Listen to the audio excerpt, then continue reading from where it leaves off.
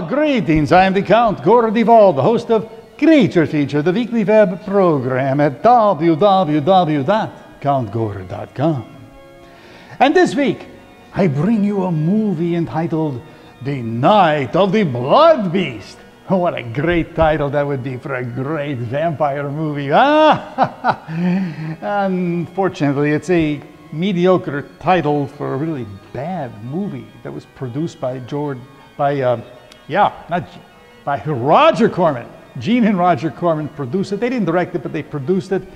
And in 1958, it was terrible. Anyway, you can watch it, make fun of it in the laboratory.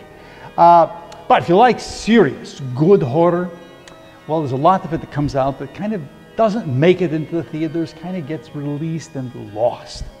Well, we have someone who finds it for you. The lady Pam DeGraff. She has DVD discoveries for you in the Screaming Room. You know, my tomb keeper, she's kind of lonely down there in the tomb, so while you're here at the castle, visit the tomb, and she'll treat you to a couple of really scary book reviews.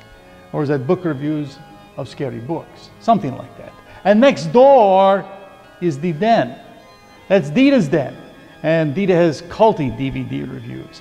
And on that thought, though, I, Count Gord Duvall, here at www.countgord.com, will leave you with this monster thought of the day. What kind of beans does a werewolf like, huh? Human beings, of course.